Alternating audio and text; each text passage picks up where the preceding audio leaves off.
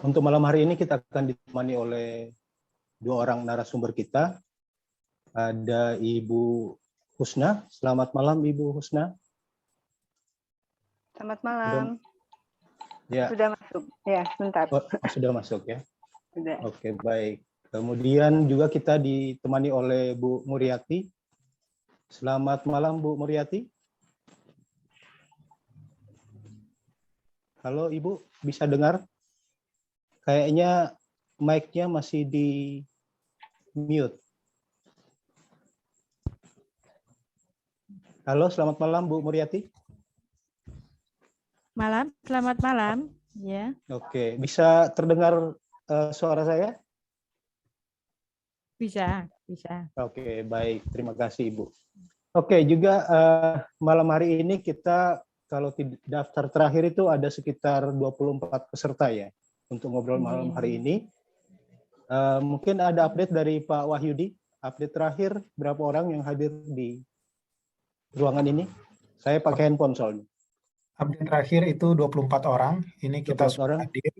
Sudah hadir ada Bapak Adam Suwarto, ada Ibu Maudah ya, kemudian ada Ibu Francisca, ada Pak Buyung di Trust Fund dari Bekasi, ada Pak Muladianto dan teman-teman lainnya, ada Pak Argian.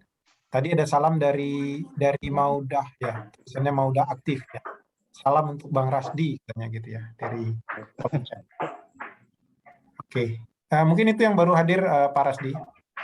Oke. Jadi ada sekitar 6 sampai 8 orang peserta, lalu kita plus panitia dan juga narasumber. Oke, baik.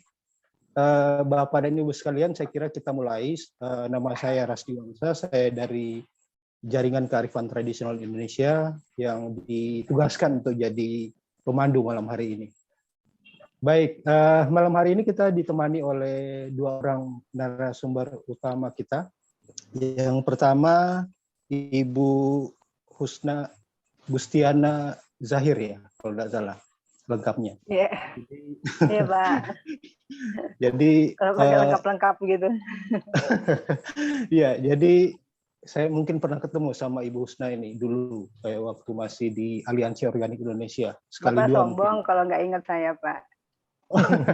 Ya, artinya ya. Saya mau tanya yang peserta di ruangan ini siapa yang tidak kenal Ibu Husna? Saya kira semua pasti saya nggak kenal. Saya nggak kenal ya. Oke, jadi sementara Ibu Husna... saya baru kenal 2 orang. Oh iya. Pak Rasdi dan Pak Mulat. Yang lain belum ketahuan. Oke, baik Ibu Husna. Ya, jadi Bu Husna ini terima kasih banyak sudah mau hadir di ngobrol organik ini yang kita laksanakan malam hari ini. Saya kira terima kasih banyak sudah mau hadir dan berkontribusi untuk ngobrol santai malam hari ini. Jadi memang kita metodenya ngobrol santai. Kemudian yang kedua ada Ibu Muriati dari Koperasi Pangan Sehat ya di Solo Raya. Bukan koperasi Mas. Apa Mas Mulat? Konsumen Pangan Sehat Surakarta. Nah, Konsumen Pangan Sehat Surakarta. Oke, baik. Selamat malam sehat. Ibu Muriati. Koperasi Pangan Ya, Sehat malam. Solo Raya. Konsumen. Oke, baik. Konsumen, Pak. Konsumen. Oke. Konsumen Pangan Sehat Solo Raya. Ya, Surakarta. Baik. Ya, Solo Raya. Oke. Surakarta ya? Iya. Oke, baik. Ya, jadi kita metodenya santai aja dan kita bisa mulai dari tema kita konsumen organik kekinian. Tapi kalau lihat kita yang hadir malam ini rasanya generasi kolonial semua kita ini ya. Tapi artinya isu organik yang kita coba obrolin malam hari ini terkait dengan bagaimana hal-hal yang terkini yang menjadi subtema hak, tanggung jawab dan harapan konsumen organik. Ini yang coba kita obrolin. Saya kira yang ketiga yang penting juga narasumber pada malam hari ini adalah Pak Zulfaldi dari pendiri Pasar Organik ID. Selamat malam Pak Zul.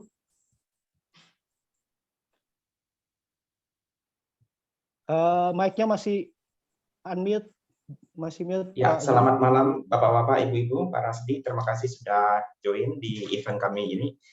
Jadi saya kebetulan salah satu pendiri dari Pasar Organik. Jadi kami ada 8 pendiri sebenarnya.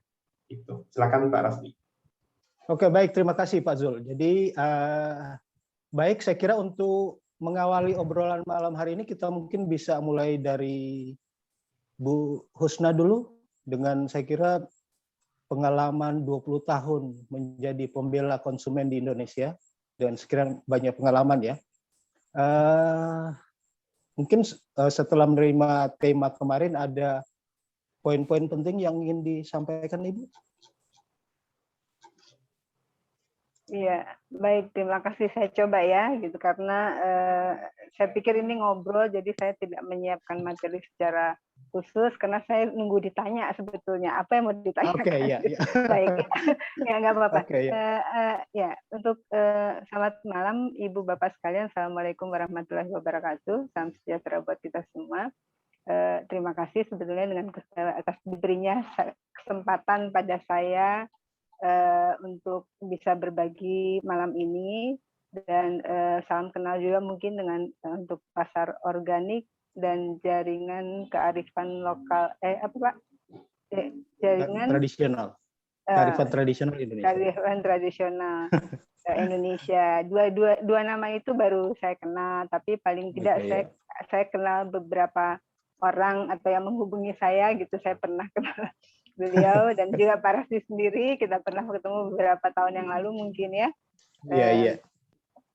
Untuk ngobrol soal organik. Nah, mengawalinya dari mana enaknya? Mungkin memang betul produk organik ini memang sekarang makin diminati. Nah, sayangnya saya mungkin nggak punya data ya dengan selama pandemi ini trennya seperti apa gitu, apakah naik atau berkurang atau bagaimana gitu. Karena mungkin di LK sendiri sebenarnya fokusnya kan lebih umum ya, konsumen secara umum, dan mungkin lebih terkait pada ke persoalan keamanan, persoalan keamanan keselamatan lah gitu. Nah, produk organik ini bagi sebagian orang mungkin masih dianggap produk premium ya, mungkin bukan produk yang dikonsumsi secara umum oleh masyarakat umum rata-rata gitu. Itu mungkin nggak bisa dipungkiri. Kalaupun kesadaran sebagian masyarakat itu sudah ada yang mengatakan bahwa dia produk organik itu lebih sehat, lebih baik, tidak hanya untuk dirinya tapi juga untuk lingkungan gitu ya, dan juga bicara soal dukungan pada petani dan yang lain-lain. Mungkin pada sebagian orang kesadaran itu juga makin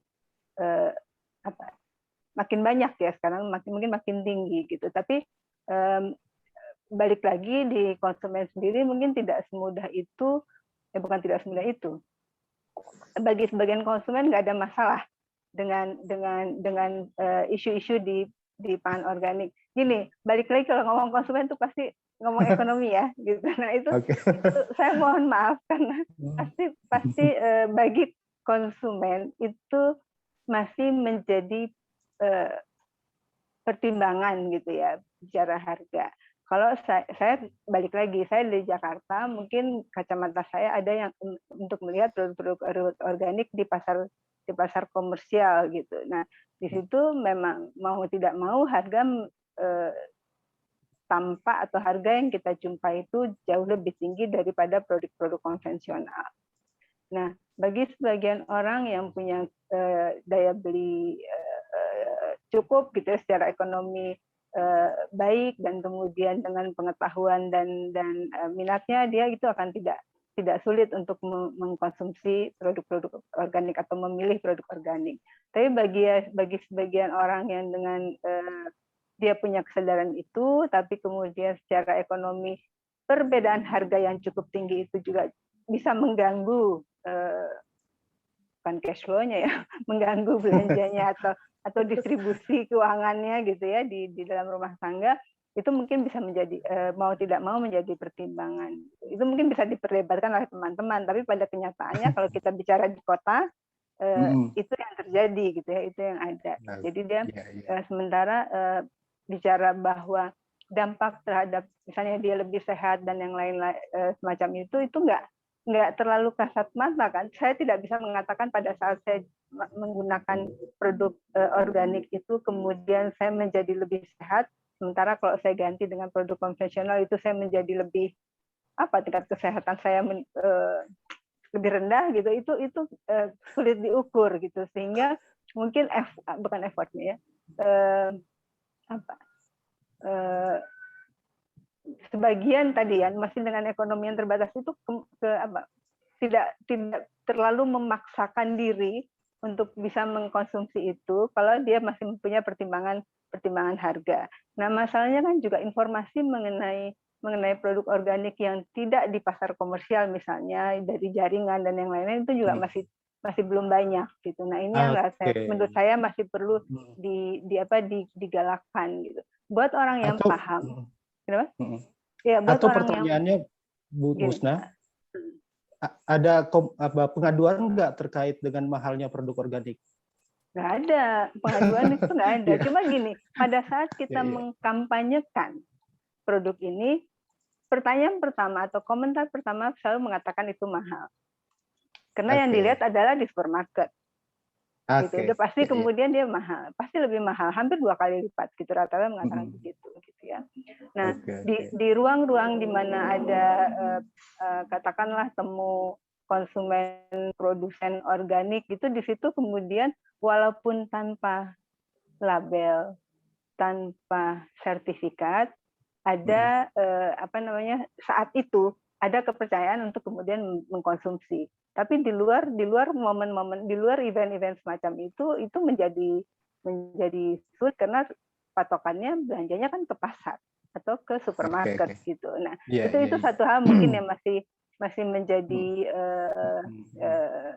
menjadi isu lah ya kalau kita bicara di kota gitu. Dan saya bukan yang ngomong kota daerah ya, tapi maksudnya karena akses masyarakat di kota itu terhadap petani itu jauh kan gitu ya. Jadi yang bisa dilihat adalah di pasar. Kecuali kemudian mereka yang ada di dalam jaringan atau kemudian mencari informasi lebih jauh dan tahu jaringan-jaringan organik yang ada di kotanya, atau kenal dengan NGO atau LSM yang berhubungan dengan petani-petani organik, itu dia mungkin bisa mengakses ke sana dengan walaupun tetap lebih mahal, tapi relatif tidak semahal kita bicara belanja di supermarket gitu. Itu mungkin secara umum. Jadi kalau pengaduan mungkin nggak pengaduan, jadi pastinya nggak ada gitu. Saya balik lagi melihat bahwa gini, kalau kita mau ngomong hak pangan itu kan kita ngomong bahwa setiap konsumen itu bisa punya akses produk pangan yang aman, yang berkualitas, dan kemudian tentunya juga terjangkau. Nah, ini yang kemudian menjadi, kalau kita bicara spesifik organik, ini yang kadang-kadang masih menjadi PR, menjadi PR gitu. Keamanan, iyalah pasti orang nggak pakai pestisida kimia, nggak pakai pupuk kimia gitu ya. Kualitas saya pikir juga itu relatif gitu ya. Kalau kita bicara kualitas fisik dan yang lain-lain gitu ya. Tapi kemudian soal keterjangkauan itu bisa masih mungkin menjadi isu bagi sebagian masyarakat gitu. Nah, saya pikir untuk pembuka itu apalagi yang ingin digali. Oke, saya kira kita memang kalimat-kalimat pembuka aja yang memang kita lagi coba bangun sekarang. Jadi terkait dengan yang disampaikan oleh Bu Husna, keterjangkauan informasi paling tidak. Betul. Informasi tentang produk organik. Nah, saya kira ini kita bisa melangkah ke Pak Zulfaldi yang pendiri dari Pasar Organik. Mungkin ini bisa memberikan semacam apa sih peran pasar organik itu dalam konteks misalnya seperti yang Bu Husna bilang tadi, keterjangkauan informasi misalnya, mulai harga yang mahal ataupun berbagai informasi terkait dengan produk organik yang menjadi kebutuhan di tingkat konsumen. Silakan Pak Zul, mungkin ada yang mau disampaikan. Baik, terima kasih Pak Rasdi, Bu Husna, opening speech-nya bagus sekali. Jadi ya, terima kasih sekali lagi. Jadi kebetulan kami dan teman-teman ini bergabung mendirikan pasar organik.id itu dari beberapa latar belakang. Jadi memang ada beberapa teman yang memang aktivis di dunia pertanian organik. Kalau saya tidak ada background dari pertanian organik sekali, saya backgroundnya dari bidang teknologi informasi. Jadi begitu teman-teman menyampaikan, wah ini sepertinya produk organik ini kok kesannya agak eksklusif ya, padahal ini sesuatu yang butuh diketahui oleh rakyat banyak gitu. Jadi ada banyak mitos di sana, mungkin soal harganya yang mungkin kurang bersahabat atau seperti apa. Nah, kita ingin mengurangi sedikit mitos itu, memasyarakatkan sehingga organik bisa jadi untuk semua orang, organik for everyone. Nah, maka dari itu kami mencoba berinisiatif untuk mendirikan apa yang dinamakan pasar organik.id. Jadi ini sebenarnya sebuah startup semacam marketplace gitu. Jadi kalau kita pernah kenal yang namanya Tokopedia atau Bukalapak, nah kita pengen mencoba mendirikan sebuah marketplace untuk produk organik ini. Jadi kenapa harus ada marketplace? Kenapa tidak toko online? Kita tahu kan saat ini ada sekitar 5 sampai 8 lah toko online yang sudah menjual produk organik. Tapi kita ingin lebih memasyarakatkan produk ini, jadi lebih melibatkan banyak partisipasi dari komunitas dunia pertanian organik, dari mulai koperasi, dari mulai petani, dari mulai pedagangnya. Nah, kita coba untuk fasilitasi itu semua. Nah, itu kenapa kita hadir. Nah, saya akan coba sedikit present. Saya ada punya slide, 1-2 slide. Mohon saya share.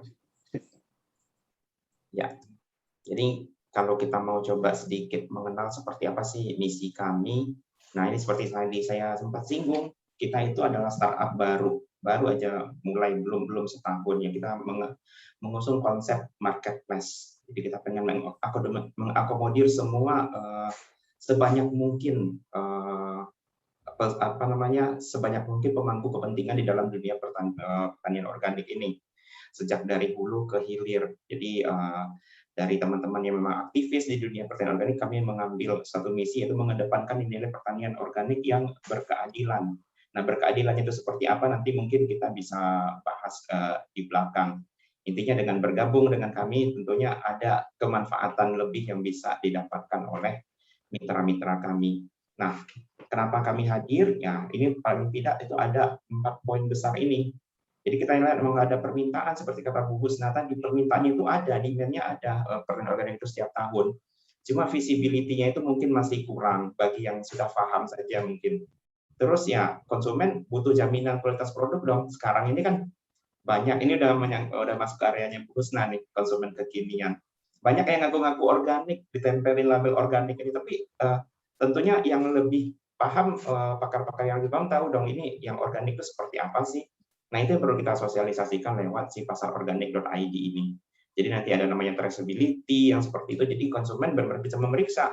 Ketika satu produk dibilang organik dan dia ditampilkan di pasar organik.id, konsumen benar-benar bisa melihat, oh, ini beneran organik loh, ada buktinya, ada data-data penunjangnya, ada lokasinya, ada banyak hal.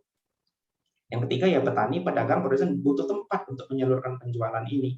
Mungkin selama ini cuma berbasis komunitas, atau misalnya terbatas pada area tertentu saja.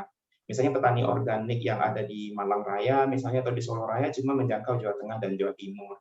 Dengan pasar organik ini mereka bisa menjangkau lebih banyak, mungkin kita bisa bantu sosialisasi pengemasan dan segala macam. Terus terakhir ya, untuk mengakomodir semua ekosistem pertanian organik di Indonesia. Yang tadi kita bilang tidak hanya pedagang, tidak hanya kelompok petani, tapi ya beragam pemangku kepentingan seperti itu. Jadi kalau kita kita coba simpulkan, paling tidak ya ada 3 komponen ini yang akan mendapatkan kemanfaatan dari pasar organik.id. Ada masyarakat secara umum, yaitu mengembangkan ekonomi mereka lewat jual beli produk organik. Bagi konsumen lagi-lagi tadi untuk memastikan bahwa produknya benar-benar asli organiknya, jaminannya bisa dipertanggungjawabkan, kualitasnya bisa diverifikasi. Bagi pedagang tentunya mempermudah mereka memasarkan produk-produknya, dan bagi produsen juga memudahkan mereka melakukan pengiriman dan sosialisasi produknya. Terakhir slide dari saya adalah semacam summary, kita itu maunya seperti apa sih visinya pasar organik.id itu. Ya kita ingin mengintegrasikan lagi semua pemangku kepentingan, menyajikan sebuah platform digital. Saat ini kita baru punya website pasarorganik.id, ke depan kita akan punya aplikasi juga sedang tahap pengembangan. Nah, tentunya terakhir kita ingin kehadirannya kita tidak hanya sebagai marketplace. Kita ingin punya peran yang lebih luas lagi, termasuk diantaranya terkait edukasi produk organik, terkait training dan asistensi, pendampingan untuk para pelaku pertanian organik, dan juga nanti membantu mereka untuk menuju sertifikasi. Jadi bukan kami menyediakan sertifikasinya, tapi kami akan membantu journey jalan menuju sertifikasi itu seperti apa. Mungkin ada yang sudah paham, ada yang belum paham. Nah, kita nanti akan ambil peran di sana. Jadi kira-kira secara singkat perkenalan dari kami seperti itu. Pasarorganik.id, kami baru saja memulai. Yang paling kasat mata sekarang itu adalah baru website pasarorganik.id. Kami sudah punya mitra sekitar 10 mitra, produk ada produk juga sekitar 40. Jadi kami nanti itu benar-benar mengajak sebanyak mungkin pemangku kepentingan di dunia pertanian organik untuk bergabung bersama kami, bersama-sama memajukan dunia pertanian organik Indonesia. Kira-kira dari saya seperti itu. Saya kembali ke Pak Rasdi dan Bu Husna, silakan dilanjutkan diskusinya. Kami yakin akan sangat menarik. Terima kasih. Terima kasih Pak Zul. Jadi saya kira poin kuncinya adalah pasar organik adalah platform digital yang bisa menjembatani antara produsen dan konsumen, kira-kira begitu. Dan ini nyambung dengan kebutuhan konsumen tentang informasi yang lebih terbuka tentang produk-produk organik tersebut. Baik, saya kira kita bisa masuk ke Bu Muriati untuk semacam pembukaan atau apa yang menjadi pengalaman-pengalaman Bu Muriati terkait dengan konsumen pangan sehat di Surakarta. Silakan Bu Muriati, mungkin ada beberapa hal yang ingin disampaikan sebelum kita diskusi secara terbuka ya dengan peserta. Jadi siapapun nanti bisa saling berdiskusi, bertanya tentang tema yang kita bahas malam ini. Bu Muriati. Ines.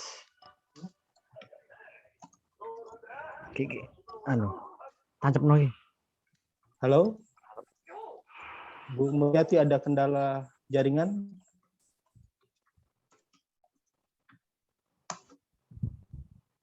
Baik, silakan Bu Muriati. Mungkin pengalaman selama ini bersama. Silakan Bu. Selamat malam. Malam Ibu, silakan. Bisa dengar suara saya? Selamat malam. Bisa Ibu. Bisa. Silakan Bu. Malam. Sakit. Malam, bisa. Silakan Ibu. Bisa. Ya. Selamat malam. Bismillahirrahmanirrahim. Terutama terima kasih atas pertanyaan kepada saya tentang organik. Kalau di Solo itu sebetulnya Solo dan Solo Raya tidak masalah, Pak.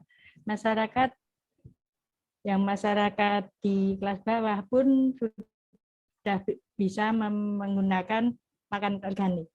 Sebab di sekarang ini di pasar tradisional juga sudah banyak pedagang-pedagang yang menjual pangan organik, misalnya beras, sayur, dan makanan-makanan polo hijau itu.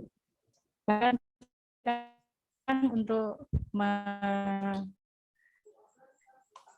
kearifan lokal itu, kalau kita rapat tradisional sifatnya, tapi memang organik. Misalkan itu pisang godok, kacang, terus ketela, kentang, itu di tampahan itu loh Pak. Itu sudah seperti tradisi untuk acara-acara tertentu gitu.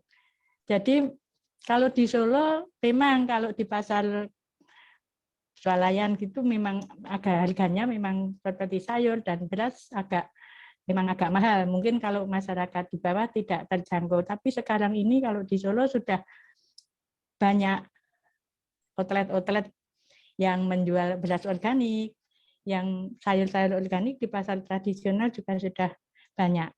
kebetulan di Solo ini ada banyak sekali menjamur itu lahan kosong yang dimanfaatkan untuk penanaman sayur, penanaman buah, ataupun lahan-lahan sempit. Tidak harus di pekarangan, itu di pot-pot ataupun polybag. Kita sebagai kader juga, kader PKK juga, termasuk kami dari Konfasera, telah mengajak ibu-ibu untuk menanam sayur, menanam buah juga, dapat bantuan dari pemerintah juga, itu sudah mengurangi kebutuhan, menambah kebutuhan organik kami, tidak usah ke pasar swalayan gitu. Jadi sudah terpenuhi, gitu. Kalau Termasuk banyak, ya. Silakan Bu dilanjut. Ya, Pak. Halo. Ya. Ya. Silakan dilanjut Ibu. Ya. Ya. Banyak sekarang di Solo itu ya acara-acara PK, mungkin ada Kartini, itu banyak sekali lomba diadakan oleh PKK, terutama itu pangan-pangan yang dari bahan lokal, dari bahan non terigu dan non beras gitu, masih banyak sekali bahan-bahan yang organik, tentunya tidak, ya pangan sehat tentunya tidak memakai pupuk-pupuk kimia, banyak sekali. Dan sekarang ini Solo sudah menjamur KWT Pak, kelompok wanita tani, yang pupuknya itu dari olahan sampah rumah tangga. Sampah rumah tangga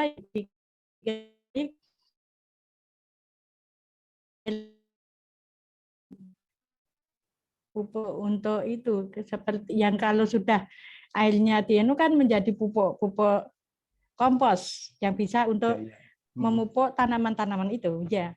Jadi sudah banyak, jadi mengurangi kita belanja ke warung-warung gitu, sudah bisa untuk memenuhi kebutuhan sendiri paling enggak di rumah. Banyak itu di kelurahan-kelurahan, ya. Di kelurahan-kelurahan sudah banyak dikembangkan seperti itu. Hampir semua kelurahan itu punya kelompok tani, kelompok wanita tani. Di Solo begitu, Pak. Oke. Ya, jadi sepertinya yang terjadi di Solo, Surakarta ini baik-baik saja, Bu, ya. Pertanyaannya, apakah tidak ada keluhan dari konsumen seperti yang Mbak Husna sampaikan di awal tadi? Beberapa konsumen melihat produk organik itu mahal atau premium eksklusif, sementara di Solo enggak. Ini gimana Bu pengalaman sama ini? Iya, memang Pak, kebanyakan orang Solo juga orang-orang yang kelas menengah ke atas itu, memang dia kan mungkin tidak mengikuti kegiatan masyarakat di bawah, tidak. Kalau ingin makan makanan organik, memang dia merasa mahal karena dia belinya di supermarket, Superindo gitu. Kalau di Solo yang paling dominan menjual organik itu Superindo Pak. Jadi pemasoknya juga dari Boyolali, dari TomTom itu, dari Tranggulasi gitu. Jadi memang kalau orang yang tidak tahu dan tidak mengikuti kegiatan masyarakat di Solo, memang berasa juga kalau makanan organik itu mahal. Kalau beras organik itu mahal gitu. Itu juga. Tapi kalau kita lebih-lebih ibu-ibu yang sudah masuk PKK, Konfasera itu tahu sumber mana yang membeli barang-barang organik gitu. Memilih barang organik pun ibu-ibu sudah tahu. Misalkan ke pasar tradisional, kan kami semua itu memberi sosialisasi, memberikan pendidikan kepada ibu-ibu untuk memilih sayur-sayur mana, bahan-bahan mana yang ini dipupuk dengan pupuk kimia dan dengan pupuk organik itu kita sudah sering mengadakan pelatihan di PKK kelurahan gitu Pak. Ya. Ya, artinya berarti selama ini tidak ada keluhan dari atau persoalan dari konsumen yang dibawa jejaring Bu Muriati. Apakah seperti itu? Atau mungkin ada Iya. selama pelatihan atau kegiatan ada keluhan terkait dengan produk organik? Iya. Atau baik-baik Kalau saja? ada, ya baik-baik saja Pak. Tapi kalau ibu-ibu yang memang sudah sadar, sudah pengen kalau makanan sehat itu memang berguna untuk tubuh, dia banyak yang memesan kepada kami. Kami kan memberikan alamat untuk outlet-outlet yang kelompok kami, yang jaringan kami gitu. Jadi dia tahu, banyak yang memesan kalau ibu-ibu yang, terutama ibu-ibu ya pegawai yang mungkin dia nggak sempat untuk bermasyarakat begitu, banyak yang memesan kepada kami. Atau pertanyaannya, ada nggak yang misalnya ketika pesan terus komplain, oh ini Bu produknya kurang bagus, itu kan terkait konsumen ya, pengalaman selama ini. Ya memang banyak Pak, namanya masyarakat banyak itu ya, kadang ada yang suruh menanam aja, misalkan menanam cabai satu keluarga itu 2 polybag misalkan. Kalau orang yang nggak peduli, nggak itu ngapain kita susah-susah nanam, beli aja 5.000 atau 2.000 dapat kan gitu Pak. Tapi dengan kesadaran untuk kita harus memperbaiki ekosistem di dunia ini yang sudah begitu panas ini ya.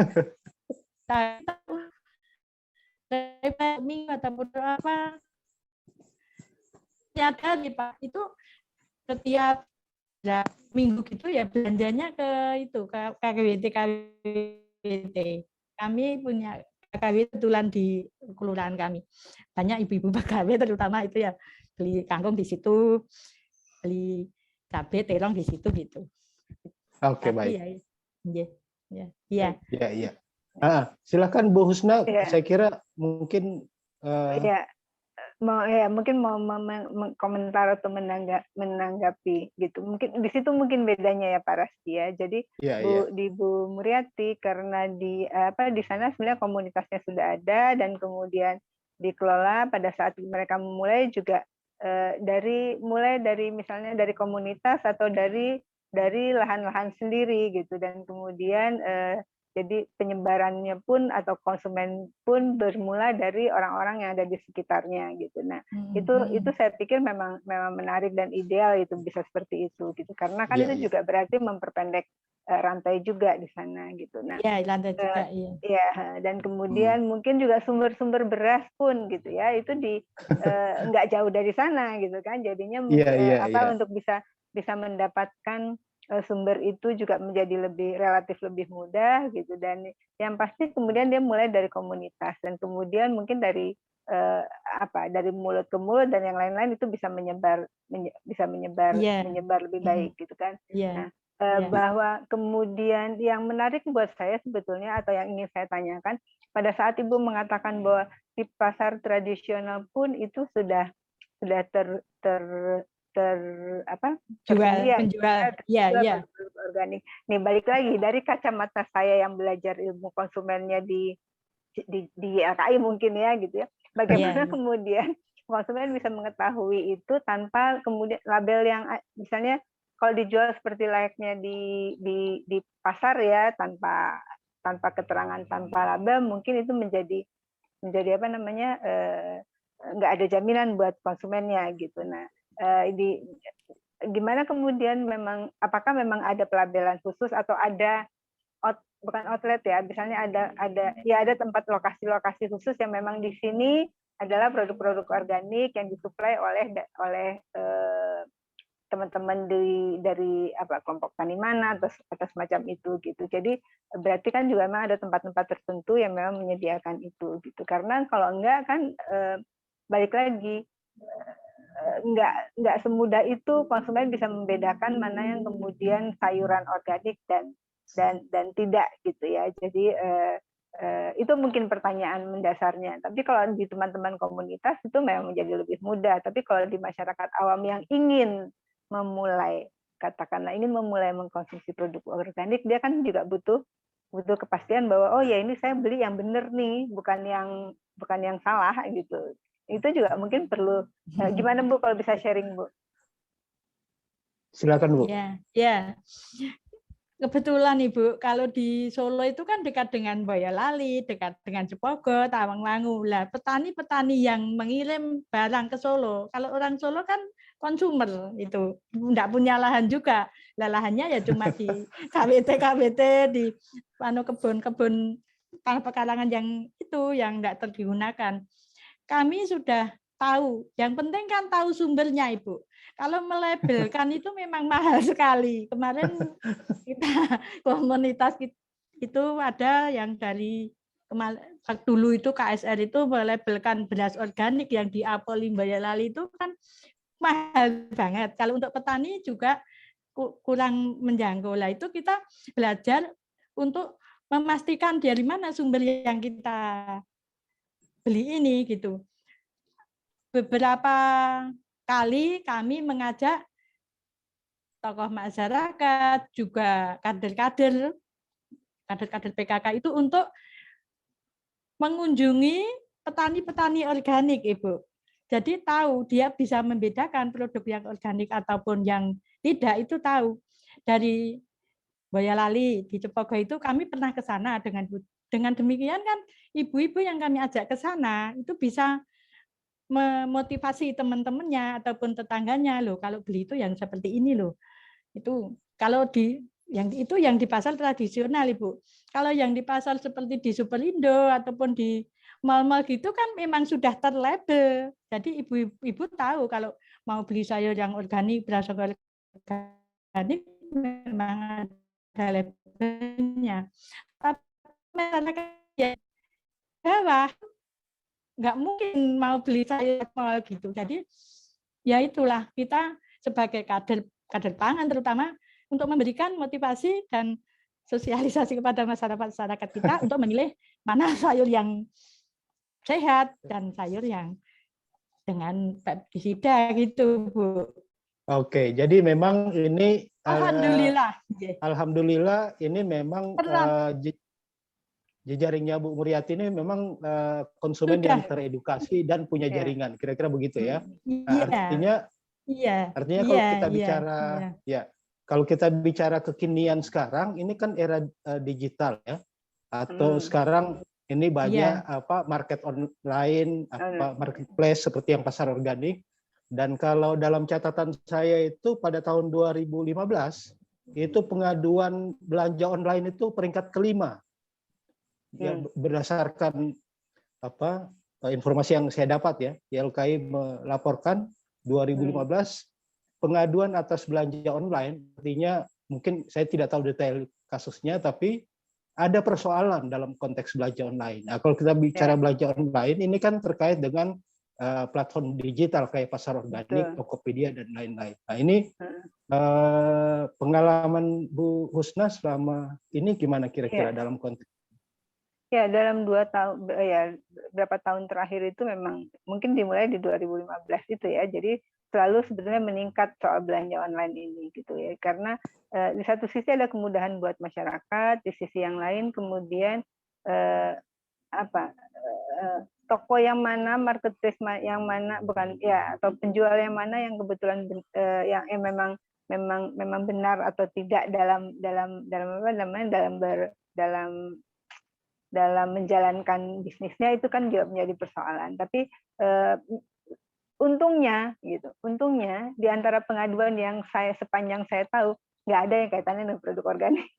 Jadi rata-rata belanja produk-produk lain ya. Jadi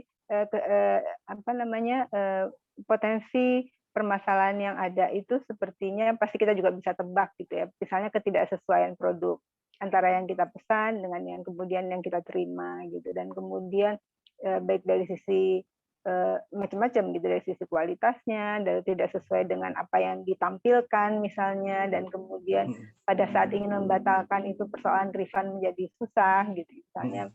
pengembalian, itu proses pengembalian dan semacam itu sulit, itu yang paling banyak, misalnya isunya paling banyak di situ gitu. Atau Jadi, itu terkait dengan belum adanya peraturan pemerintahnya ya Bu? ya peraturan Terkait. pemerintah kan ya memang masih belum ada, sampai sekarang pun ada mungkin di salah satu Permendak ya, di PP di bawah Undang-Undang Perdagangan itu kemudian sudah ada PP-nya, tapi ya dan kemudian ada peraturan Menteri Perdagangannya gitu, tapi itu masih sangat terbatas, masih banyak PR yang mesti dilakukan di situ gitu. Jadi yang sebenarnya persoalannya di konsumen ini, pada saat dia kemudian akan belanja, mau nggak mau dia harus mencari marketplace yang benar gitu. Nah sekarang belanja kadang-kadang gini, saya tidak mengatakan semua yang kemudian belanja individu peer to peer atau person to person gini, karena kan yang jualan tuh nggak hanya marketplace kan, bisa jualan lewat Facebook, bisa jualan lewat Instagram gitu. Nah nggak semua itu jelek, tapi kemudian di beberapa kasus itu menjadi persoalan gitu, karena mekanisme atau sistemnya belum ada. Kalau satu marketplace yang benar, nah itu mungkin juga yang harus nanti akan dikembangkan oleh pasar organik kan, harapannya ada mekanisme. Misalnya pada saat seorang belanja, kemudian di titik mana dia dikatakan bahwa proses transaksi itu sudah selesai gitu, sehingga kemudian apabila terjadi sesuatu, proses pengembalian, proses refund itu menjadi lebih mudah gitu. Kalau yang sekarang berkembang kan seperti itu gitu. Jadi pada saat ibaratnya nih, kalau saya belanja, duitnya nggak langsung ke si penjual, tapi kemudian masuk dulu ke si marketplace ini, ditahan dulu sama dia. Oke, kalau konsumennya udah oke, baru kemudian itu dibayarkan. Ini karena untuk memudahkan apabila terjadi sesuatu, untuk proses refund kan masih ada tanggung jawab. Ini kita ingin mengatakan bahwa marketplace itu, atau apa istilahnya? Ya marketplace ya. Jadi marketplace itu tidak, dia nggak bisa bilang gue cuman pasar tempat orang jualan, enggak gitu. Dia juga mesti ikut punya tanggung jawab di situ gitu. Jadi dia nggak bisa mengatakan bahwa apabila terjadi sesuatu, oh itu bukan saya, itu penjualnya gitu. Enggak, dia kan harus punya tanggung jawab di situ gitu. Nah ini saya pikir ke belakang udah menjadi lebih baik gitu, karena mereka juga menciptakan sistem mekanisme di mana misalnya proses pengaduan, proses refund dan yang lain-lain itu mereka tidak lepas tangan gitu. Jadi dan juga mereka kemudian juga dituntut untuk, dari peraturan yang ada, dituntut juga untuk mengetahui bahwa siapa sih yang jualan di tempat mereka gitu. Itu mereka juga harus menjadi bagian tanggung jawab dia juga untuk mengetahui bahwa penjual-penjual itu juga benar. Jadi kalau udah ada misalnya katakanlah, karena udah pernah juga beberapa kali terjadi bahwa siapa istilahnya, di blacklist lah gitu, penjual yang kemudian dia berperilaku tidak dalam bertransaksi tidak benar, baik dari sisi produknya atau apapun gitu. Jadi mekanisme itu yang harus terus dibangun sehingga konsumen juga makin percaya sama belanja online semacam ini gitu. Jadi itu harapan saya sih makin kesini makin lebih baik ya, lebih baik lah gitu, buat konsumen nggak terlalu menderita seperti pada saat awal-awal gitu, proses refund susah, barangnya nggak beda dan yang lain-lain gitu. Jadi sistemnya udah menjadi lebih baik gitu sekarang. Nah, kalau saya boleh menyambung tadi apa yang diskusi dengan Ibu dari Kompasera tadi, Bu Muriati dari Kompasera tadi gitu. Nah itu juga mungkin PR atau harapan kita nantinya dengan adanya platform ini, itu bisa memudahkan, karena gini, kami juga berpengalaman membawa teman-teman untuk mengunjungi lahan organik lah di satu tempat gitu ya, di luar kota Jakarta tentunya gitu ya. dan di situ gitu, dan harapannya kan kemudian bisa mendorong untuk konsumsi. Nah masalahnya kan kemudian untuk pesan kan nggak bisa. Gini, ada isunya adalah kemudian bahwa kalau untuk bisa visible gitu ya, pemesanan harus cukup banyak. Baik kita bicara soal angkutnya, soal ininya segala macam kan, produk yang dipesan harus cukup banyak gitu sehingga tidak merugikan kedua belah pihak gitu ya, dari sisi produsennya juga itu potensi yang bagus gitu, tapi kemudian dari sisi konsumennya nggak kemudian kena ongkos kirim yang terlalu besar dalam tanda petik gitu ya. Nah ini yang mungkin yang juga masih belum mudah dilakukan gitu. Itu karena mesti benar-benar ada kelompok atau ada komunitas tertentu, ada satu atau jaringan yang cukup banyak gitu ya, untuk kemudian secara berkala misalnya belanja untuk produk tertentu. Saya bicara mungkin untuk soal sayur-sayuran gitu. Itu juga pernah dilakukan oleh beberapa, ada LSM juga di Jakarta, yang kemudian dia akan mengatakan bahwa oke, minggu ini ada produk ini, siapa yang mau pesan gitu. Nah itu kemudian kita bisa pesan. Jadi memang mesti ada hub-nya kali ya gitu di kota untuk yang menghubungkan antara petani sama konsumennya. Gitu. Nah, ya harapannya dengan kekinian ini, dengan digital dan dengan informasi yang juga menjadi lebih mudah, nanti juga mungkin untuk belanja pun bisa menjadi lebih mudah gitu ke depannya kan. Intinya bisa menghubungkan konsumen dan petani dengan lebih mudah dan kemudian dengan biaya yang lebih ditekan gitu, mungkin harapannya kan demikian. Iya. Jadi memang pun yang Bu Husna sampaikan tadi bahwa memang belum ada pengaduan belanja online terkait khusus organik, tapi saya kira ke depannya ini menjadi penting ya. Ada semacam peraturan pemerintah khusus, saya kira itu menjadi, kalau tidak salah lagi diperjuangkan YLKI ya Bu, untuk ada misalnya peraturan pemerintah khusus terkait belanja online.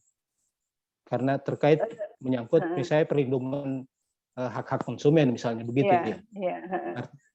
Saya menjadi nggak kepikiran saya akan ke sana. Kalau saya nggak salah tuh udah keluar. Oh sudah ya. PP apa Permendak ya? Sudah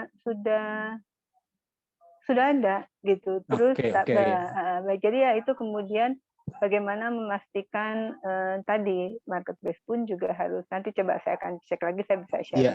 Kalau saya nggak salah sudah ada, saya lupa di tingkat PP apa di tingkat Permendak gitu ya. Jadi yang bisa mengarah ke situ, paling tidak hak konsumen bisa lebih terlindungi gitu ya. Kemudian kewajiban atau tanggung jawab pelaku usaha, baik itu penyedia barangnya maupun platformnya gitu, juga tanggung jawabnya mesti seperti apa gitu. Nah ini yang mungkin harus diperhatikan betul supaya nanti kedepannya memang pada saat ini berjalan nantinya udah nggak akan ada masalah gitu ya di kemudian hari. Kasihan petaninya juga, kasihan konsumennya juga soalnya. Iya. Artinya kalau kita bicara kasus pasti harus ada rujukan regulasinya yang kita rujuk ya. Dan yang ada kan Undang-Undang Perlindungan Konsumen. Kemudian yang khusus untuk belanja online itu kemungkinan juga sudah ada. Kita nanti bisa coba lacak. Ya, nanti bisa coba dilihat. Tapi yang paling penting sebetulnya Undang-Undang Perlindungan Konsumen, sepanjang hak konsumennya terpenuhi, sepanjang tanggung jawab pelaku usahanya kewajiban pelaku usahanya dipenuhi gitu kan, itu sudah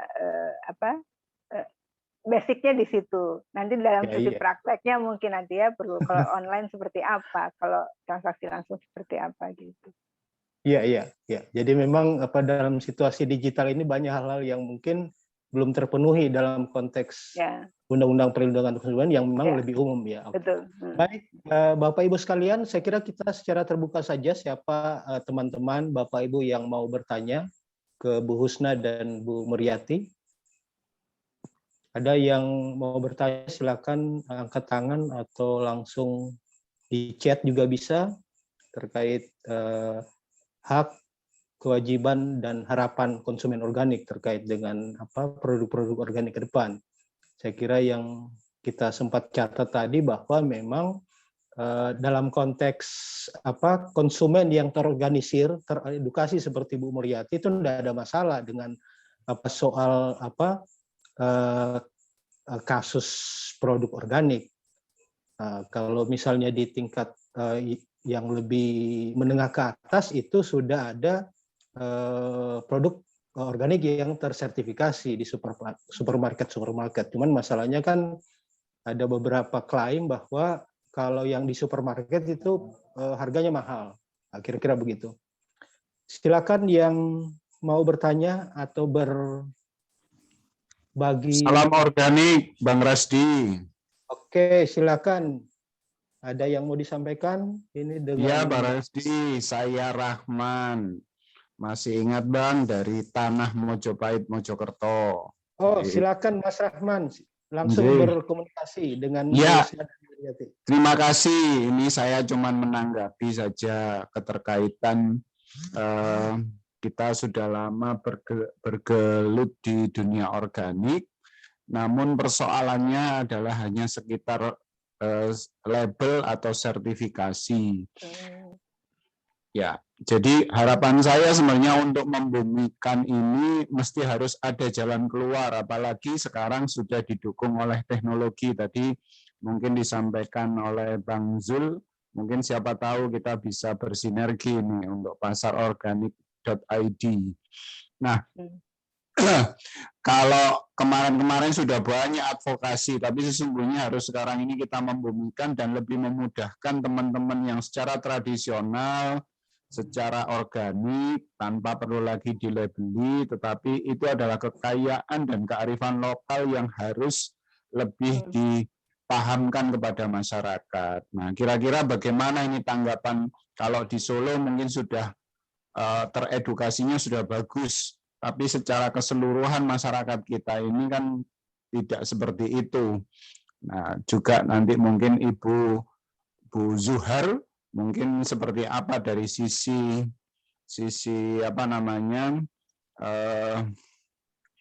undang-undang konsumennya. Terima kasih. Saya kira itu aja. Ya, baik. Silakan mau dari Bu Husna atau Bu Muriati dulu menanggapi. Ya, boleh saya coba tanggapi gitu. Yang balik lagi kalau kita bicara konsumen kan kemudian hak konsumen yang paling mendasar lah di antara, kalau kita ngomong undang-undang perlindungan konsumen, hak konsumen kan ada beberapa, tapi menurut saya yang paling mendasar itu adalah hak atas keamanan dan hak atas informasi. Karena informasi itu menjadi begitu penting gitu buat konsumen untuk membantu dia memilih. Dia bisa salah pilih kalau informasinya nggak betul atau kalau informasinya tidak lengkap gitu. Nah, ini poinnya sebetulnya gitu. Jadi dia bisa yang dia perlukan adalah informasi untuk bisa membuat keputusan yang benar gitu. Ya, untuk memilih juga dia mesti punya informasi yang cukup supaya dia memilih yang benar sesuai dengan sesuai dengan kebutuhannya, dengan harapannya gitu. Jadi balik lagi, saya sih mungkin tidak mengatakan bahwa peraturan yang ada memang saat ini masih sertifikat ya, masih sertifikasi ya Pak ya, kalau saya nggak salah gitu ya. Dari peraturan masih ada sertifikat organik yang dikeluarkan oleh LSPO gitu ya, itu yang masih ada. Tapi saya tahu teman-teman AOI juga memperjuangkan PGS, kemudian ada juga yang self declare dan semacam itu gitu. Nah,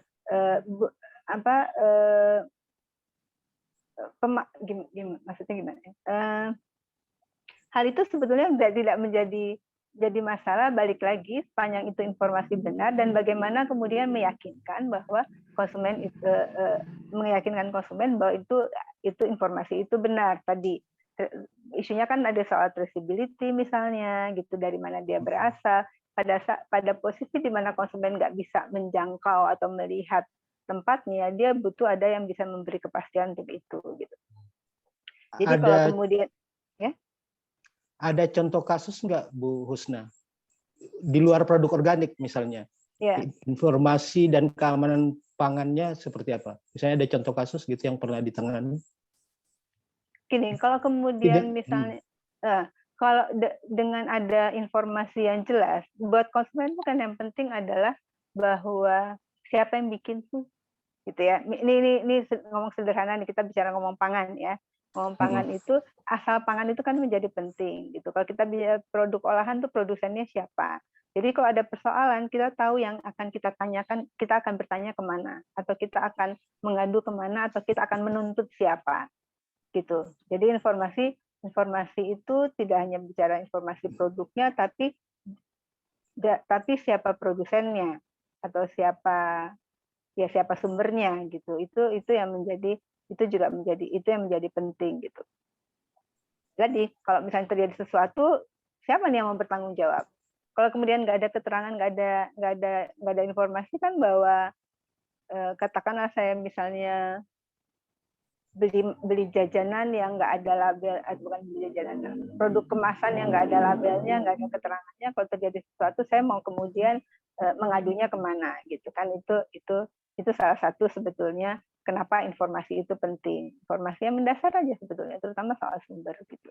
Jadi kalau buat orang yang itu kan juga termasuk yang mungkin dari sisi, karena kita mendengar dari teman-teman organik yang persoalan sertifikasi itu, kita kan juga mencoba memperjuangkan atau menyampaikan juga dari segi regulasi apa sebetulnya yang bisa dilakukan oleh regulasi yang tidak memberatkan tapi juga bisa memberi kepastian buat konsumen. Nah, saya pikir bahwa mau self declare atau kemudian dari pihak kedua atau apapun gitu ya, sepanjang kemudian bisa diruntut gitu, dan kemudian ada lembaga juga yang mau melakukan pengawasan untuk itu gitu, itu nggak masalah gitu. Jadi buat konsumen kan kredibilitas informasi itu juga menjadi penting kan gitu.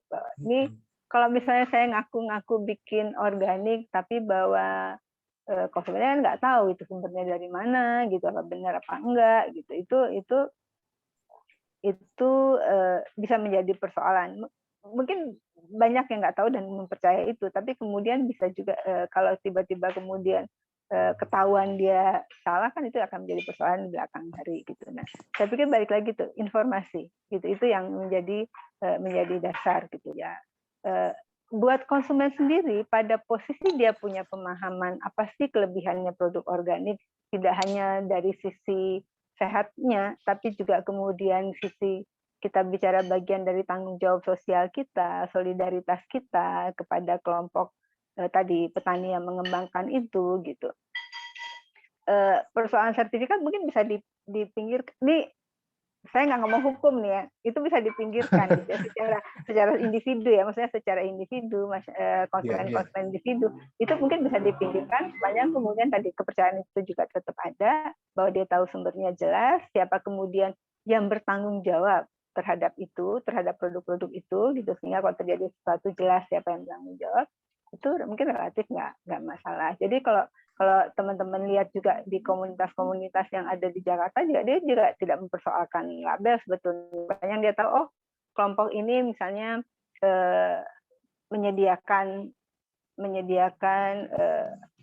produk-produk tertentu. Paling gampang kalau di kota tuh beras sebetulnya, beras organik gitu. Dia nggak ada label nggak apa-apa, karena saya tahu yang jual itu adalah si LSM X gitu, yang dia memang mengambil sumbernya dari Boyolali, dia mengambil sumbernya dari mana gitu. Nah itu jadi kan dari situ gitu saya pikir. Jadi mungkin PR bahwa bagaimana supaya tidak terbebani teman-teman di petani organik yang ya kalau dari teman-teman kan bilang nggak usah pakai label juga udah jelas kok produk saya itu organik gitu ya. Tapi kemudian dalam bentuk apapun labelnya, buat konsumen informasi itu perlu gitu. Itu juga yang mungkin perlu dijembatani gitu. Buat konsumen informasi itu penting. Baik. Silakan Bu Muriati, ada yang mau disampaikan terkait pertanyaan Mas Rahman tadi?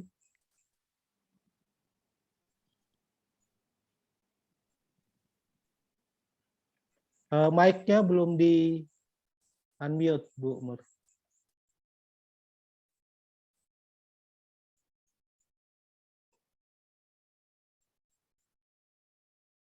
Masih belum terdengar, Bu. Ya. Sudah. Sudah. Sebetulnya kalau di Solo dan Solo Raya, karena mungkin berdekatan ya Pak, itu konsumennya itu sudah percaya. Yang penting kan dari sumbernya mana, informasinya dari mana begitu. Kebetulan saya sendiri pribadi, usaha saya kan di bidang kuliner juga.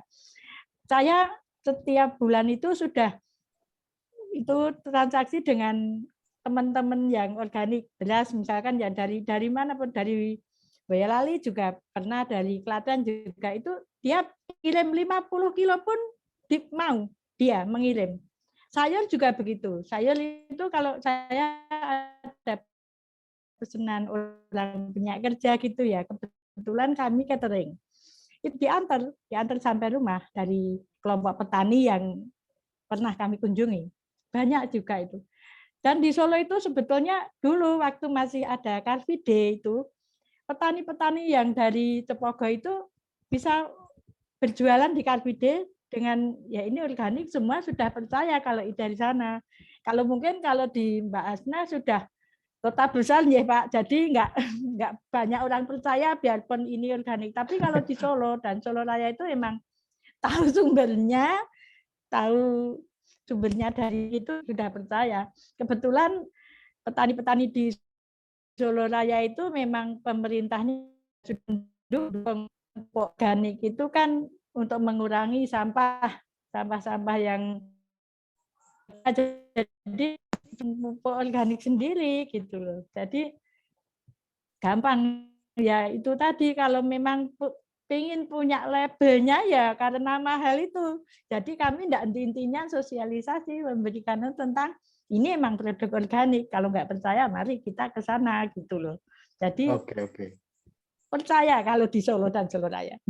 Iya, artinya sudah terbangun kepercayaan antara produsen dengan konsumen di Solo Raya sudah. Karena jarak yang lebih-lebih memang ini bisa Solo saling menjangkau. Iya. Ya, artinya itu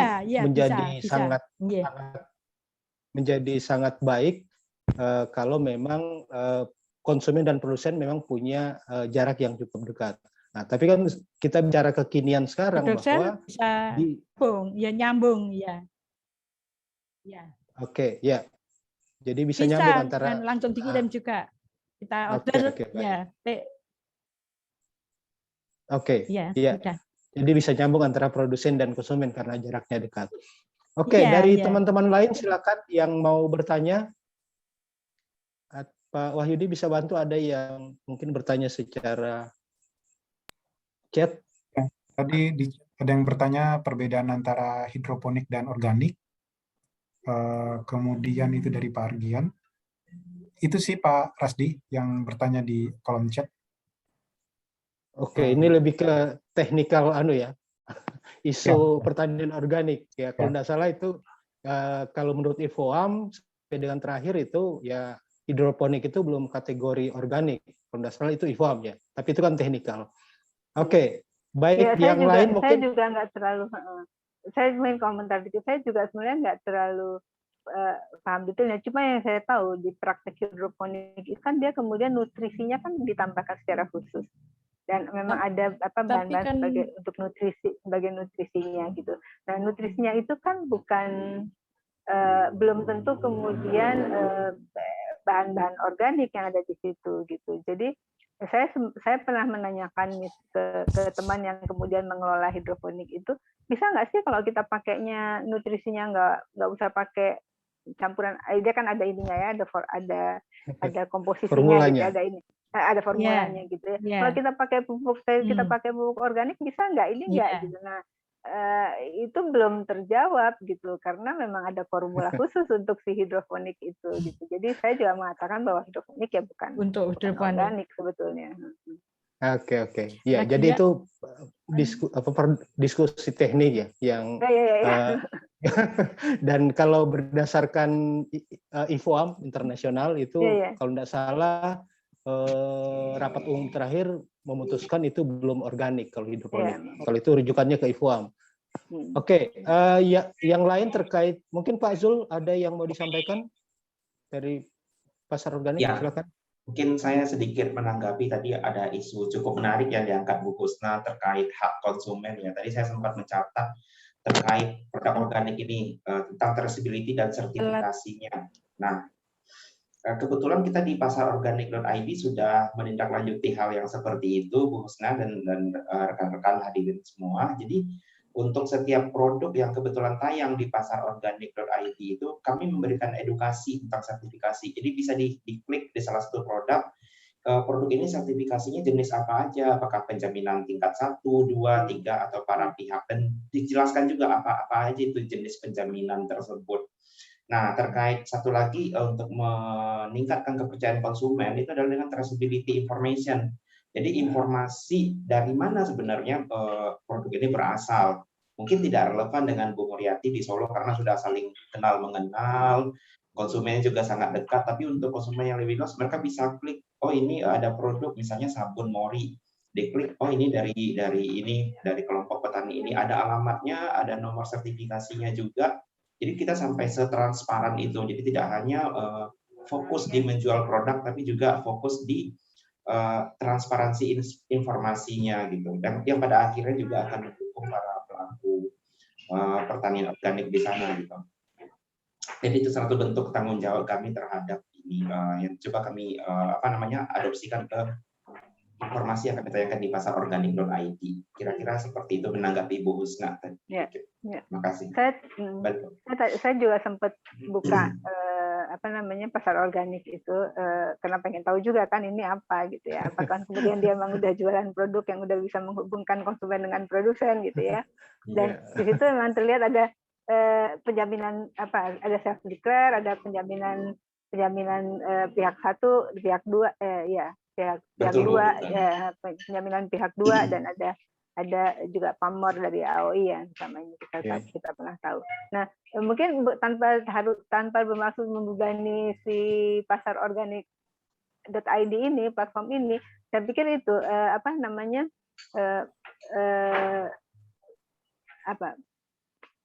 platform ini juga punya, maunya saya nih ya sebagai konsumen juga punya tanggung jawab untuk memastikan bahwa apa yang ditawarkan oleh mereka yang dengan klaim itu organik dan kemudian baik itu yang self declare ataupun yang dari pihak kedua gitu, dari pendamping atau semacam itu juga ada istilahnya gini, ada pengecekan entah dengan cara apapun, tapi bahwa platform ini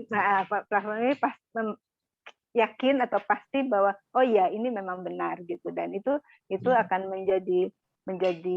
menjadikan platform ini juga makin dipercaya konsumen bahwa kami juga melakukan, katakanlah mungkin melakukan, karena saya nggak tahu juga ya, verifikasi. Saya melakukan verifikasi juga gitu ya, memastikan bahwa itu benar atau tidak, itu akan meningkatkan kepercayaan konsumen pastinya gitu. Ya, insya Allah kami sudah mulai melakukan itu sih, Bu Husna. Jadi untuk setiap mitra yang bergabung dengan kami, karena mungkin skalanya masih kecil sekarang ya, kami punya PIC di daerah itu untuk memverifikasi. Jadi tidak ujuk-ujuk tayang gitu. Nanti mungkin ketika sistemnya sudah besar, udah di-automatic, mungkin kita terpaksa harus percaya dengan informasi yang mereka suplemen gitu. Misalnya dalam bentuk sertifikasi organik, meskipun mungkin masih ada misalnya orang menggunakan sertifikasi punya orang lain, yaitu masih ada lah kemungkinan seperti itu namanya juga di lapangan gitu. Cuma kami berusaha semaksimal mungkin untuk memberi kepercayaan yang lebih terhadap konsumen-konsumen kita juga gitu. Karena ini misinya bukan cuma sekedar jualan, kita misinya kan membangkitkan semua pemangku kepentingan seperti itu. Yeah. Oke, jadi ada silakan Bu. Enggak, saya cuma juga menegaskan bahwa buat konsumen sendiri juga harapannya ini enggak cuma soal beli produk organik, tapi bahwa kemudian dengan beli produk organik ini ada makna yang lebih, ada nilai, ada value yang lebih gitu ya, dengan mendorong petani organik, menguatkan produk petani organik, lebih melindungi lingkungan, dan nggak sekedar cuma beli produk gitu ya. Jadi ada nilai-nilai lain juga yang sebenarnya dibawa gitu oleh konsumen organik ini. Ya, betul sekali Bu Husna. Ya, jadi memang saling menguatkan ya antara konsumen dan produsen, dan harapannya pasar organik ID sebagai platform digital itu bisa menjadi jembatan juga untuk relasi yang lebih setara, relasi yang lebih menguatkan, saling menguatkan antara konsumen dan produsen. Oke, baik. Tadi saya lihat ada Pak G. Buana ya yang mau bertanya. Silakan yang mau bertanya langsung aja. Ini tidak ada sesi tanya jawab khusus. Ini kita bebas saja, siapa yang mau bertanya silakan langsung aja raise hand atau berbicara, silakan. Kita lebih santai ngobrolnya ini, memang di format seperti itu. Ya. Silakan Pak G, dinyalakan saja mic-nya.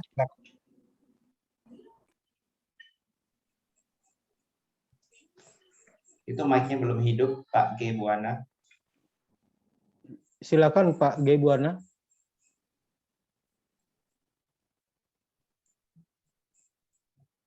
Halo, ada kendala jaringan mungkin?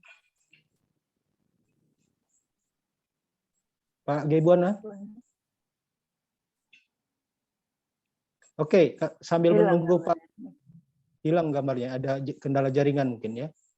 Silakan yang lain sambil menunggu Pak G. Buana, mungkin nanti bisa masuk. Yang lain mungkin ada? Belum di unmute, belum di on kayaknya, belum di unmute. Unmute ya. Nah, itu Bang. Silakan Pak di unmute. Mic-nya.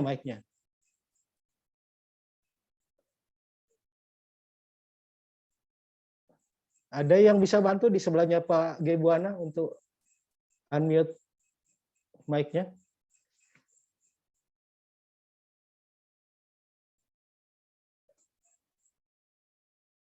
Belum ya? Oke, ya. Jadi sambil menunggu Pak G. Buana yang lagi mencari cara untuk unmute mic-nya. Mungkin yang lain silakan terkait dengan isu konsumen, hak, kewajiban dan harapan. Jadi kalau tadi dari Bu Husna harapannya dalam konteks kekinian, dalam konteks platform digital itu memang juga marketplace atau platform digital itu tidak hanya sebagai media untuk menjual dan membeli atau seperti itu, tetapi juga bagaimana bisa mempunyai tanggung jawab atau kewajiban juga untuk memastikan bahwa produk-produk yang ditampilkan di marketplace tersebut itu juga punya jaminan atau keterbukaan informasi dan hal yang memang dibutuhkan oleh konsumen. Oke, yang lain silakan. Masih ada? Oke, dari Bu Muriati ada yang mau disampaikan kira-kira terkait konsumen di Solo Raya?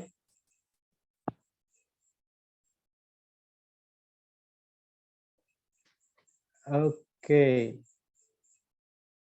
Yang lain?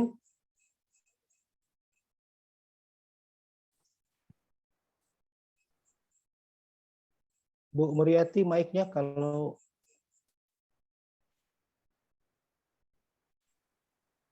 Sudah. Ya, ya. Harapan kami memang kami harus dapat bekerja sama dengan produsen dan konsumen kami ini lancar. Kalau pengiriman dari Boyolali ke Solo, kan Solo banyak kuliner, itu yang sudah pakai organik memang banyak, itu lancar-lancar saja. Karena memang sudah lama, sudah sejak tahun 2009-10 itu memang dengan komunikasi dengan petani-petani organik. Jadi sampai sekarang masih baik-baik saja hubungan kami. Ya. Cuman kalau memang seperti Bu Husna tadi harus pakai label, harus pakai gitu, memang mahal, terlalu mahal. Jadi petaninya itu keberatan lah kalau memang itu. Kemarin pernah yang di Apol itu juga dibantu dari teman-teman LSM juga untuk mencari sertifikasi itu. Ya. Oke, itu. Baik Bu. Pak G. Buana mau bertanya? Kameranya sudah muncul, Ya. tapi mic-nya belum diaktifkan. Oh, enggak jadi ya? Oke, baik. Mic-nya dihidupkan, Pak. Ya. Pak G. Buana, mic-nya dihidupkan. Halo? Ya. Ya, Oke, silakan. Ke Bu Usna saja. Oke, silakan Pak. Perkenalkan Bu, nama saya Gondo Suwarno dari Lampung Selatan. Kebetulan saya pengelola P4. Ya, kebetulan saya pengelola P4S dan bidang yang saya lakukan kebetulan budidaya padi dan juga penangkar, Bu. Nah, kami sempat ini melakukan proses organik, kemudian disertai dengan uji lab ya. Saya sih cukup ini Bu, kalau prosesnya diikuti sepertinya sulit. Tapi kalau di hasil akhirnya untuk nol residu, kayaknya masih dimungkinkan bisa Bu. Itu gimana Bu? Ada aturan yang diberlakukan untuk syarat sebagai dikatakan organik, sementara ada secara fakta nyata dilakukan, tapi ketika diuji lab juga nol residu dan masuk, menurut saya ya, masuk organik. Nah, minta penjelasan Bu Usna. Baik, terima kasih. Saya pikir ini nanti bisa Pak Raffi yang justru lebih ahli jawabnya. Gini, karena dalam saat ini yang dikatakan oleh organik kan lebih diprosesnya Pak. Coba. Lebih diproses ya. Yang dikatakan organik kan lebih diprosesnya sebetulnya. Dengan proses yang benar-benar terbebas dari berbagai bahan kimia, yang kemudian hasil akhirnya tentunya akan juga bebas dari bahan kimia gitu. Tapi kalau hanya di produk akhir itu tidak dikategorikan di organik di peraturan yang ada. Memang mungkin produk itu sehat, bebas dari bahan kimia, tapi yang klaim organik itu di prosesnya. Nah, saya nggak tahu apakah kemudian itu bisa diabaikan. Menurut saya ya proses organik itu adalah proses itu benar ya Pak ya? Ya Pak Rasdi ya. Iya. Mungkin nanti Pak Rasdi yang bisa memperkuat itu gitu. Jadi memang persoalannya di situ Pak Gede Buana, tapi kayaknya namanya bukan Gede Buana deh. Bapak tadi yang Pak Gondo. Pak Gondo, oke. Pak Gondo tadi, jadi bahwa persoalannya adalah organik atau yang dikatakan organik itu adalah yang diuji atau dilihat dari sisi prosesnya, gitu. Bukan hanya di produk akhirnya. Saya sempat pernah mengatakan gini, kalau buat teman-teman yang cuma kan itu juga jadi perdebatan juga ya. Jadi kalau misalnya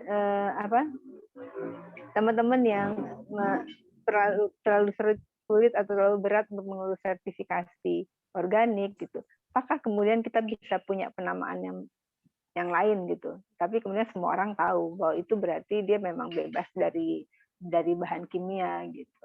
Apa itu dianggap tidak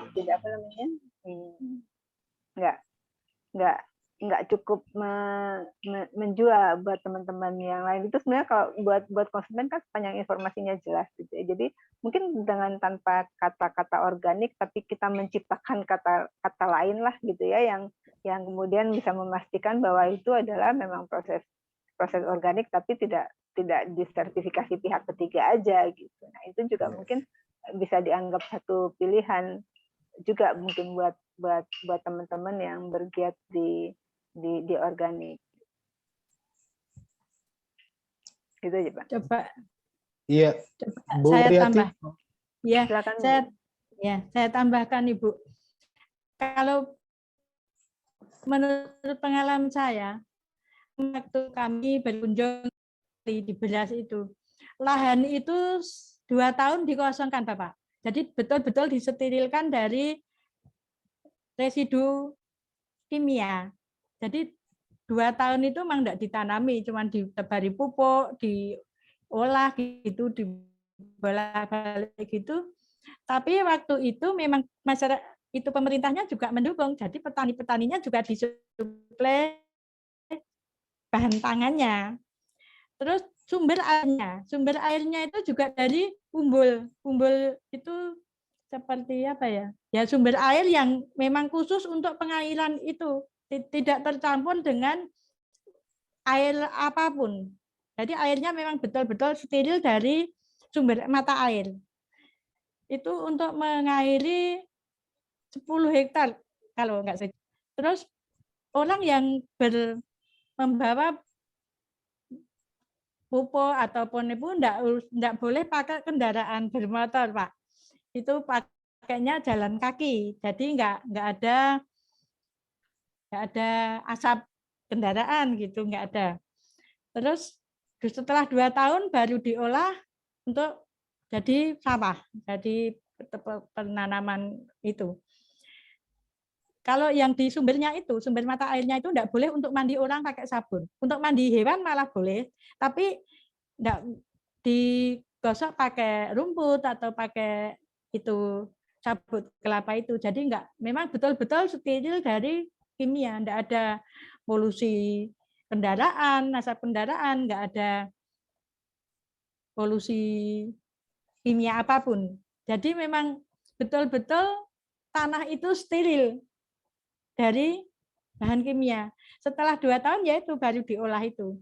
Dan di sawah itu waktu itu bisa ditanami ikan, Pak, ikan pari itu. Jadi hidup di sana dengan padi itu. Terus waktu panen itu juga kita panennya mengangkutnya ke gudang gabah itu juga nggak pakai kendaraan, dipikul kayak tradisional waktu nenek moyang kita dulu. Terus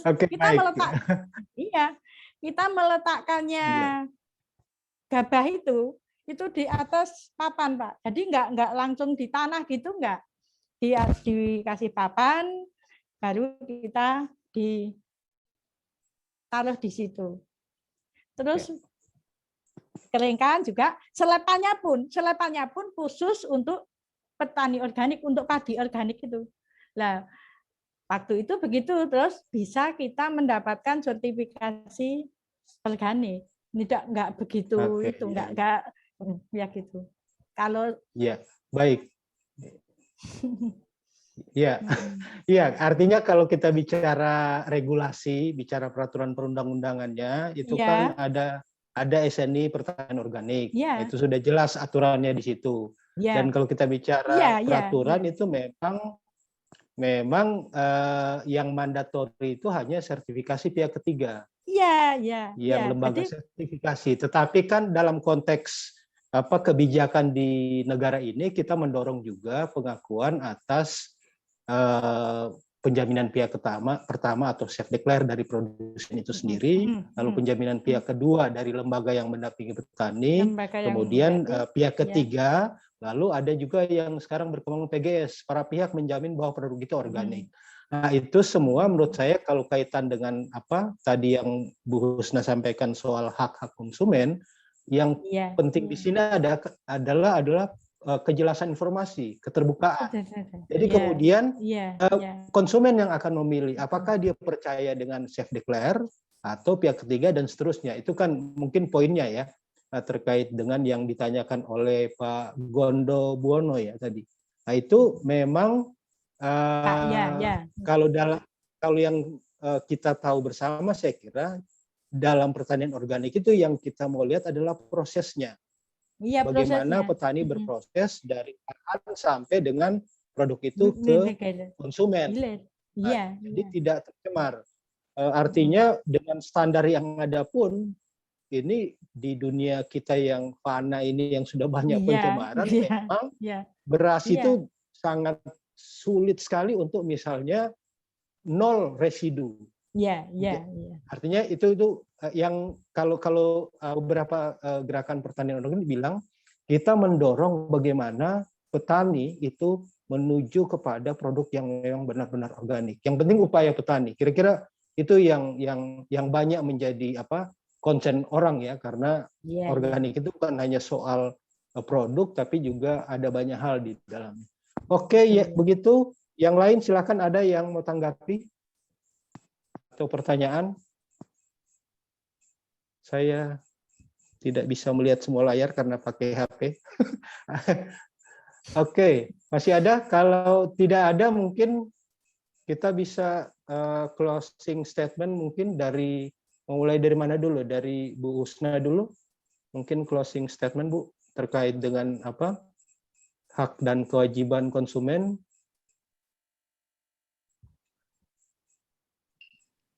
Baik, terima kasih sekali lagi, terima kasih buat Pasar Organik dan buat teman-teman jaringan kearifan tradisional Indonesia gitu ya. Untuk kesempatan ini. Baik, ya sebenarnya di sini adalah kesempatan saya untuk menyampaikan bahwa bagaimanapun konsumen itu punya hak-hak yang dilindungi gitu. Yang paling pokok ya terutama adalah hak atas keamanan. Bagaimana dia mendapatkan produk yang dikonsumsi itu aman gitu. Kalau organik saya hampir yakin itu aman ya jadinya. Terus kemudian yang lain adalah informasi gitu. Informasi ini yang menjadi kalau saya di antara hak-hak yang lain ya dua hak inilah saya pikir yang paling penting. Karena dengan informasi yang memadai itu konsumen bisa memilih dengan baik. Nah, informasi benar, jelas, dan jujur itu yang pasti yang penting. Dan kemudian satu hal lagi yang bisa kemudian ke depan juga dikembangkan itu hak untuk didengar. Dalam arti bahwa konsumen juga kalau didengar pendapatnya atau keluhannya atau apapun gitu. Nah, jadi akan menarik sebetulnya apabila dari sisi produsen ini pun atau pedagang ataupun ya produsen lah gitu ya. Pada saat kemudian memberikan informasi juga memberikan semacam kayak kontak gitu. Jadi kalau ada keluhan atau pertanyaan itu bisa kontak kemana. Itu berarti dengan menyampaikan bahwa saya ini siapa, kontak yang bisa nomor atau alamat atau apa yang bisa dihubungi, itu kan juga akan menimbulkan kepercayaan lebih dari konsumen. Berarti mereka tidak menutup-nutupi, mereka terbuka terhadap berkomunikasi dengan konsumen secara langsung gitu. Nah, itu terutama untuk saya bicara hak konsumen. Mengenai tanggung jawab konsumen, sebenarnya saya melihat bahwa balik lagi kalau kita ngomong produk organik nggak sekedar produk itu sehat untuk diri kita, tapi bagaimana nilai-nilai lain yang juga mesti kita bawa sebagai konsumen gitu. Bagaimana kita peduli sosial, peduli lingkungan gitu ya. Kemudian bagaimana punya solidaritas terhadap kelompok masyarakat yang lain gitu. Itu juga sebetulnya bagian yang dikembangkan dengan mendorong masyarakat untuk mengkonsumsi produk organik. Itu aja yang mungkin saya sampaikan. Ya harapannya pasar organik nanti bisa menjadi jembatan. Oke, baik. Terima kasih, Bu Husna. Silakan Bu Muriati. Pernyataan penutup. Terima kasih. Ya, terima kasih. Kalau harapan kami adalah kami baru memberikan kepercayaan kepada konsumen juga. Kalau selama ini produk-produk yang kami tawarkan ataupun kami anjurkan itu memang betul-betul produk organik. Itu juga di Solo Raya ini memang sudah banyak petani yang sudah semi gitu Pak, semi organik gitu. Jadi sudah sedikit-sedikit kembangkan banyak di situ. Harapan kami juga hanya itu, semoga konsumen dan produsen kita saling menghargai, saling mendukung, jadi bisa melayani di Solo Raya. Terima kasih. Oke, baik Bu Muriati, silakan yang terakhir Pak Zul dari Pasar Organik. Ya, terima kasih banyak Bu Muriati, Bu Husna atas kehadirannya. Mungkin poin singkat aja penutup dari kami. Tadi saya cukup mencatat benar yang konsumen inginkan itu secara informasi atau transparansi. Dalam bahasanya Bu Husna tadi adalah informasi yang benar, jelas, dan jujur. Jadi kami berupaya semaksimal mungkin untuk mendengar suara konsumen itu, memberikan kebenaran, kejelasan, dan kejujuran terkait informasi produk organik yang kami tampilkan. Dan sebagai marketplace tentunya kami juga punya tanggung jawab juga terhadap para produsen, tidak hanya konsumen.